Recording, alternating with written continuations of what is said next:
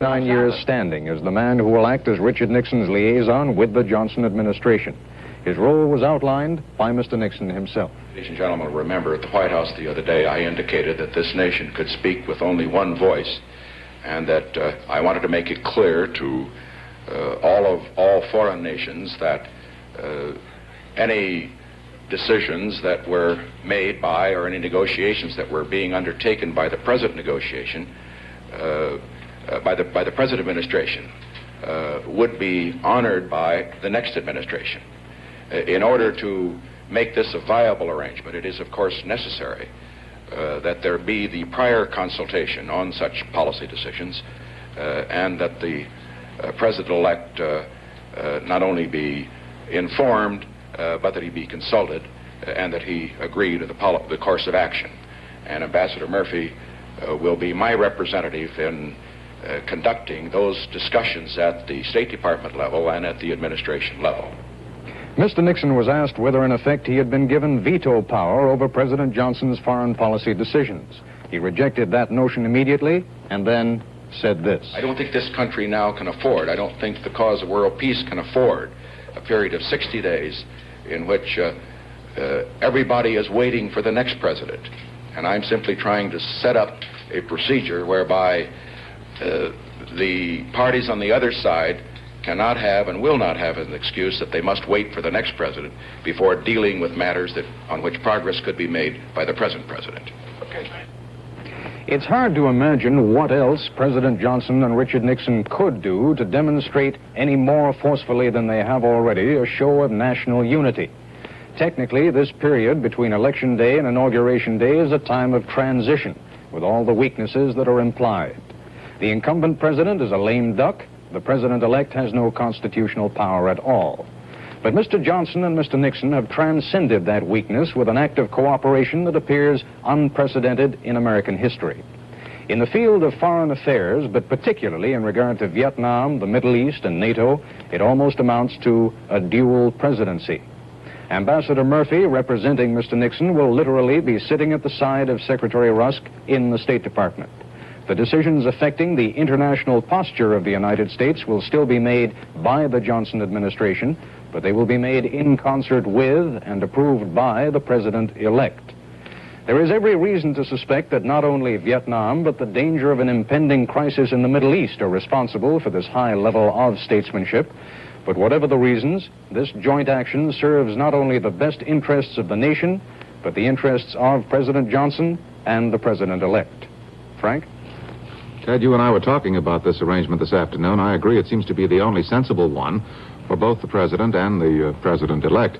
For Mr. Johnson, it means that he can continue to make and carry out foreign policy in the next 60 days without any loss of power and influence in international affairs, merely because he is leaving office. I know that George Christian, the White House news secretary, said this afternoon that nothing is in this arrangement to dilute in any way the authority of the president. Well, Frank, as far as Mr. Nixon is concerned, this really gives him a hand in determining his own destiny. When he takes office, he'll still be faced with all the same foreign policy problems, Vietnam, the Middle East, Eastern Europe. But for what may be the first time in American history, a president-elect is being offered a chance not only to influence the foreign policies of this administration and then his own administration, but is being offered an opportunity to help shape the policies that he will inherit come this January. Thank you, Ted. Next, we'll have a report on America's most pressing foreign policy problem, the impasse in the Paris peace talks. At the Hambletonian Beauty Spa, one of the most exclusive beauty spas in the country, some of the most celebrated women in the world pay over $500 a week to be basted in strawberry cream. Molded, rolled, and whipped into shape. They get the most personalized beauty care in the world. But to soften hands at the Hambletonian, they use Jergens lotion. The same Jergens lotion you can buy. Because nothing at any price can soften hands like Jergens. Maybe that's why more women soften their hands with Jergens than the next 6 lotions put together. And now the soft one has added even more softeners.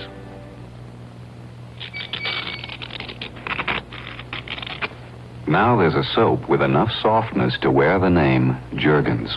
If you like Jergens lotion, you'll love Jergens Lotion Mild Soap at a very mild price. North Vietnam today rejected the charges by the United States that Hanoi is abusing the demilitarized zone by attacks on Allied bases and planes. A North Vietnamese source in Paris was quoted as saying, "These accusations are a total fabrication. There has been no violation on our part of any agreement in spite of charges made in Washington." The North Vietnamese also pressured the United States again today to clarify Defense Secretary Clifford's statement on Tuesday. Clifford indicated then the United States may have to go it alone in the peace talks if Saigon continues its boycott. Hanoi wants to know if this means the American delegation would talk to both the North Vietnamese and the National Liberation Front. There has been no official U.S. reply. Despite this diplomatic squeeze on South Vietnam, Saigon continues to play its war of nerves with the United States. ABC's John Rolfson, at the scene of the peace talks in Paris, offers this possible explanation. Another conference day has passed with no negotiations here in the old Majestic Hotel.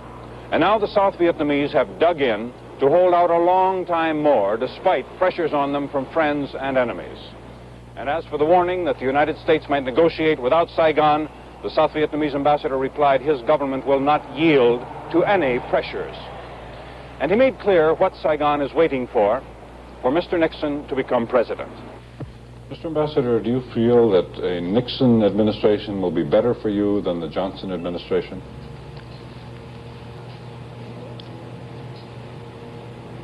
We are not speculating on American internal politics, but we hope that the Nixon administration will take necessary time to achieve a genuine and lasting peace.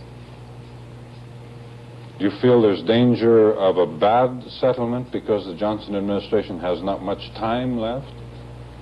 We think that 2 months are not enough to reach the kind of settlement we hope for. Afraid their vital interests will be sacrificed in America's rush to negotiate, the South Vietnamese are now prepared to hold out against all pressures until the American presidency has changed hands. John Rolfson, ABC News, Paris. And it is, of course, precisely to disabuse them of the idea that there will be a substantive change in policy that Mr. Nixon and Mr. Johnson have announced their accord.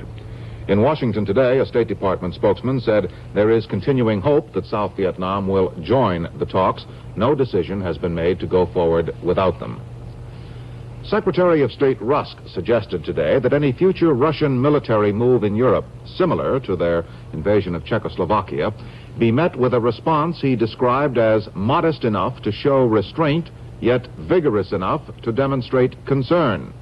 Rusk and Defense Secretary Clifford assured members of the North Atlantic Treaty Organization, meeting in Brussels, that the United States will continue to support NATO, but they said the other members must make a greater effort in their own defense.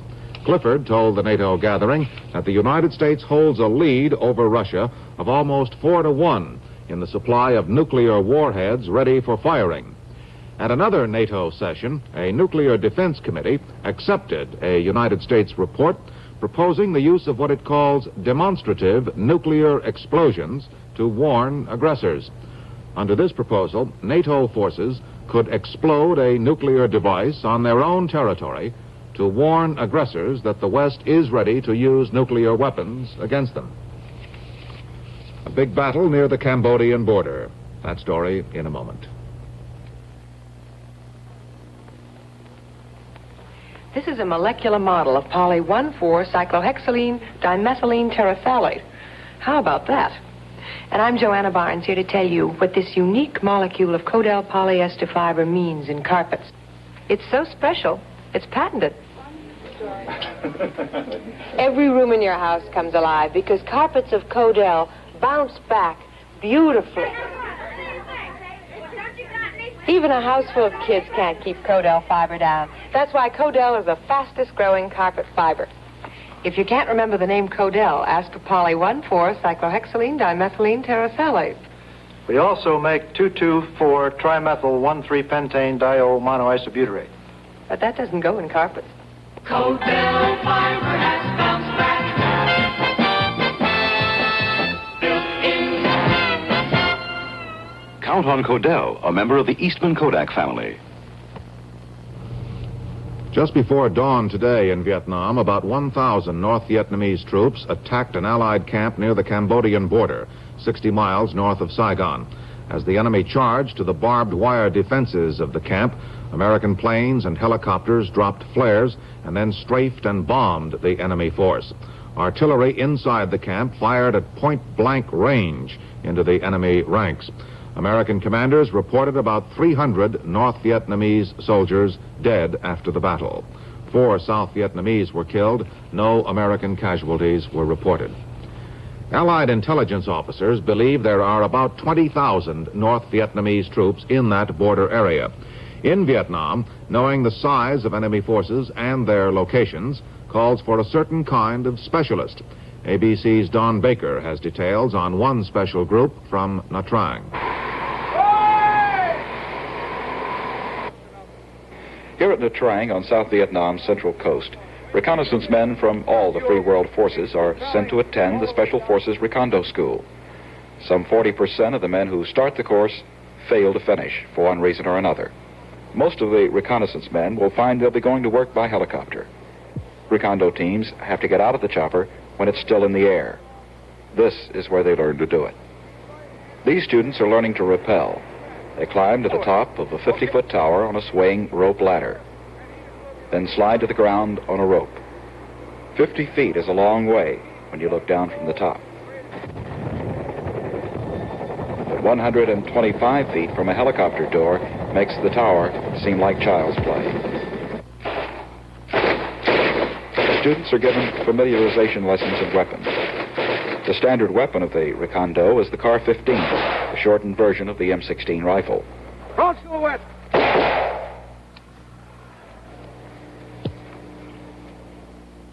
Take paddle. In the 90-degree heat of a South Vietnamese beach, it's no hardship to learn how to launch and paddle a rubber boat.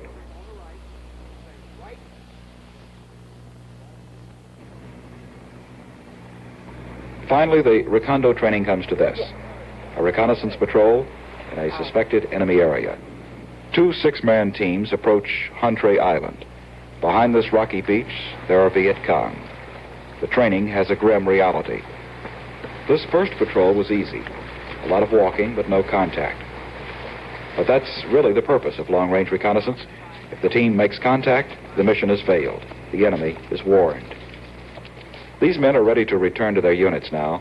They'll return to one of the most dangerous jobs in a combat zone, searching for the enemy quietly, almost invisibly if possible. This is Don Baker, ABC News, Nha Trang. In the first full week of combat in Vietnam, since the bombing halt, 166 American soldiers were killed. That's the highest total in 4 weeks. It covers the week that ended last Saturday. 1,253 U.S. troops were wounded, 200 South Vietnamese soldiers were killed, and Allied sources estimate that 1,431 enemy troops were killed. America's bishops debate birth control. That story in a moment. Still scrubbing, huh? Just like a scrub woman. Scrubbing's the only way to clean a bathroom. Dow Bathroom Cleaner does away with scrubbing, lifts the dirt off, doesn't scratch, leaves no grit. Oh, yeah? Here, spray Dow on the tile. See how Dow foam digs under dirt and lifts dirt off like no scouring cleanser ever could. Dow lets you clean like a lady. Yeah. Why do you use wax paper? Now there's Handy Wrap at about the same price. Freshness is a snap with Handy Wrap. Look, cheese stored a week in wax paper, tough, dry. Cheese stored a week in Handy Wrap, tender, moist. It keeps food fresher and tasting nice. And like wax paper, it's low in price. Why do you use wax paper? Now there's Handy Wrap. Freshness is a snap with Handy Wrap. Handy Wrap. The Roman Catholic bishops of the United States have been meeting in Washington all this week to discuss and apparently to debate the contents of a pastoral letter dealing with birth control. The bishops have held no public sessions, but there are some indications of what their final decision will be. ABC's Sam Donaldson reports from Washington. The Catholic bishops of America hope to say something definitive about birth control, and to that end they've been meeting all week, sometimes staying up almost all night. But with the conference scheduled to end at noon tomorrow, there are indications they will wind up saying something deliberately ambiguous. For 3 days now, a special committee has worked on drafting a pastoral letter that includes a discussion of birth control. Conservative bishops want the letter to support the Pope's ban on artificial methods of contraception. And most importantly, they wanted to instruct all Catholics to obey the Pope without question. Liberals argue for the right of the individual to dissent on the grounds of conscience. And reliable sources say the first language discussed was highly favorable to the liberals. But as the days have dragged on, conservative bishops, and that includes most of the highest-ranking bishops, have whittled away at the right of conscience. A final vote on the pastoral letter is scheduled for tomorrow. Until then, the bishops, increasingly sensitive to press discussion of their obvious division, have imposed a total blackout on the deliberations. But the best guess is that the final wording, while strongly supporting the Pope, may be just deliberately vague enough so that liberals can claim the door has not been completely shut on their position. Sam Donaldson, ABC News, Washington. In Detroit today, the governing council of the American Public Health Association called for what it termed safe and legal abortions for any woman who wants one. A resolution approved by the council said that access to abortion is an important means of securing the right to spacing and choosing the number of children wanted. Angry parents protest the New York City teachers' strike. That story in a moment.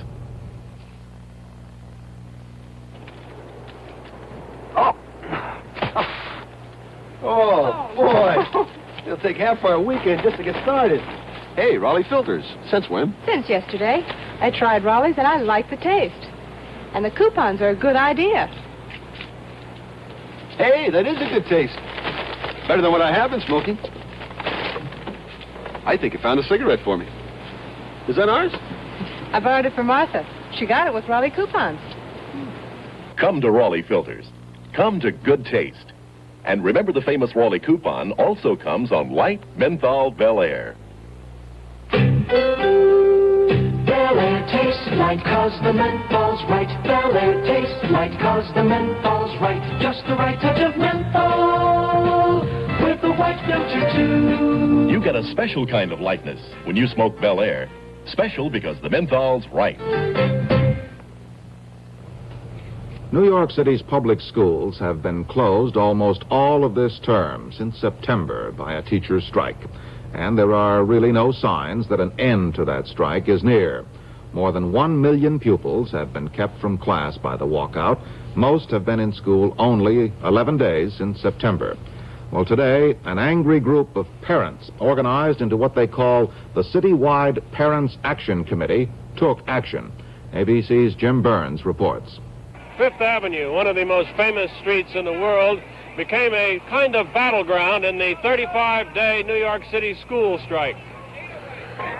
Over 1,000 angry parents marched on Governor Rockefeller's Manhattan offices, demanding a special session of the state legislature to settle the school crisis. The protesters created a huge traffic jam when they swarmed onto Fifth Avenue at noon.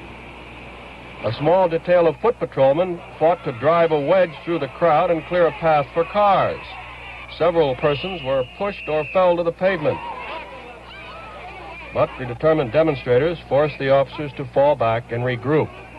During a lull in the shoving match, we talked to one of the protesters. I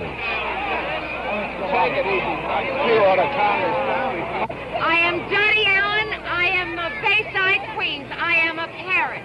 I want my children back in school. I do not want Lindsay playing with the lives of our children. I want the state legislature, and I want it done now. I am fed up and I'm disgusted. Frustrated in their efforts to clear the famed avenue with foot patrolmen, officials called in a squadron of mounted police. The horsemen moved into the crowd and with a series of disciplined maneuvers herded everyone onto sidewalks or down side streets. But the parents vowed there'd be more of the same unless the strike was settled. We have exhausted every avenue. The typewriters have burned. The telegrams have burned. We have no other avenue. This is it. By mid-afternoon, traffic moved freely again on Fifth Avenue, but the school strike talks remained stalled. The outlook for a settlement grim. Jim Burns, ABC News, New York. There was trouble over schools elsewhere today. In Swan Quarter, North Carolina, police arrested about 40 Negroes demonstrating against the school desegregation plan being put into effect there. At Colorado State University, 15 students were arrested after they occupied a building in protest against the presence of Dow Chemical Company recruiters on campus. Dow manufactures napalm. At the University of Connecticut, students briefly occupied a building in a demand for amnesty for other students facing discipline for an earlier demonstration against the Dow Company. The Pentagon announced today that servicemen slated for discharge from active duty by the middle of January will be released ahead of time so that they can get home for Christmas. Most servicemen, except those serving in Vietnam or elsewhere in Southeast Asia, will get holiday leave either for Christmas or New Year's. There are about 3.5 million Americans in uniform, of whom about 600,000, of course, are in Southeast Asia. On the New York Stock Exchange today, Dow Jones Industrials were down more than 3.5 points. Nearly 15 million shares were traded. The New York Stock Exchange Index was up 5 cents. On the American Stock Exchange, more than 7 million shares were traded. The American Stock Exchange Index was up 10 cents. Next, a conversation with the wife of a serviceman.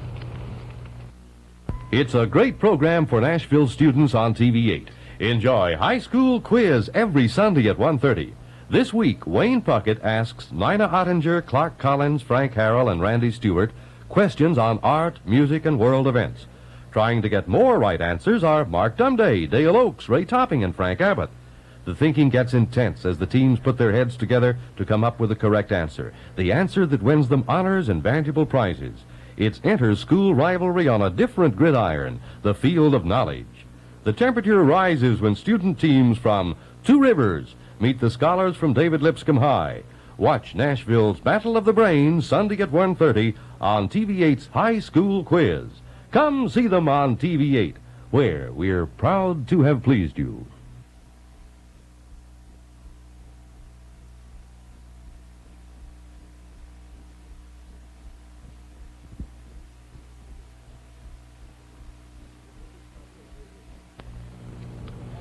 Mrs. Patrick Nugent and her son, Lyndon Patrick Nugent, are in Hawaii tonight, awaiting the arrival next week of Airman First Class Nugent, who has been in Vietnam for 7 months but is now due for 5 days' leave. Though Mrs. Nugent is the president's daughter, her methods for keeping in touch with her husband are really no different from those followed by most other wives whose husbands are in the war zone. In Austin, Texas recently, Lucy Nugent spoke with ABC White House correspondent Bill Gill. Lucy, you're building a unique pictorial diary for the future and for now to exchange with Pat Nugent, your husband in Vietnam. What does it consist of? Well, it consists primarily of slides, but I'm also taking moving pictures. I took them on our recent Central American trip, and I also do audio tapes that I send, about 3 times a week intermittently with letters of what my day has consisted of. And in other words, I try to keep him informed as if he was here of everything I do from the time I wake to the time I go to bed. What's some of the most interesting things to Pat that you can keep him abreast of, I should imagine, is little Lynn as he grows up? We have some of the slides you've taken here.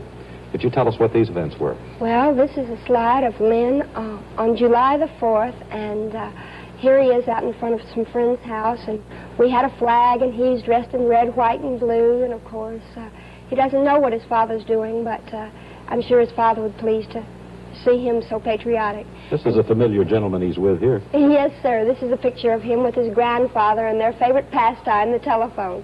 And I'm sure you'll be able to tell there's no ham in my son, none whatsoever. He really does love to have his picture taken, and a lot of my friends tease me about Lynn. They say, what's going to happen when a year from now Pat comes home and all of a sudden Lynn discovers that the world is not a bunch of flashes, because, of course, so many of my pictures are indoors with bulbs. You will also receive in this exchange with Vietnam and Pat in his station over there, news that keeps you abreast of what he's doing. We have some of those shots of Pat. Would you explain them to us? Yes, sir. Of course, he's not able to take as many as I do. He has a few better things to do with his time. But here he is at Cameron Bay, where he was first stationed, outside of his barracks. And in the background, you can see the sand that he said extended for miles and miles, what seemed to be eternity to him at that point. And here he is with a soldier, and he is at a Special Forces camp, I believe, right there, in one of his missions. And there he is with Chuck outside of Da Nang. And Pat was very excited about this opportunity. He was able to get a day when he could go to Da Nang and see my brother-in-law, Chuck, and of course they were able to talk about the common interests they have both in Vietnam and in their families. And Mrs. Nugent will see her husband next week in Hawaii. That's tonight's news and comment. I'm Frank Reynolds. Good night.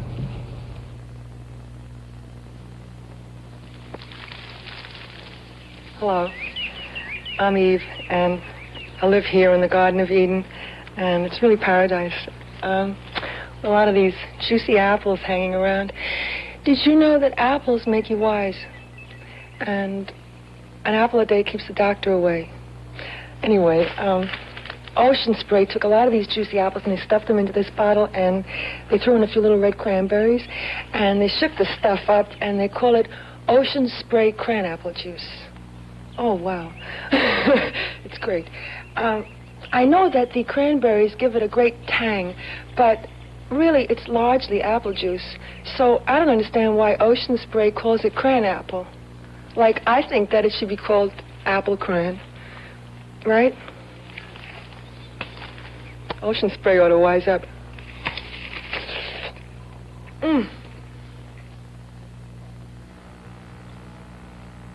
Monday through Friday, in color, the ABC Evening News with Frank Reynolds. Thank you, Nashville, for making Journey to the Unknown your favorite Thursday night show. David Hedison guest stars tonight at 8:30 on TV 8. This has been a presentation of ABC News.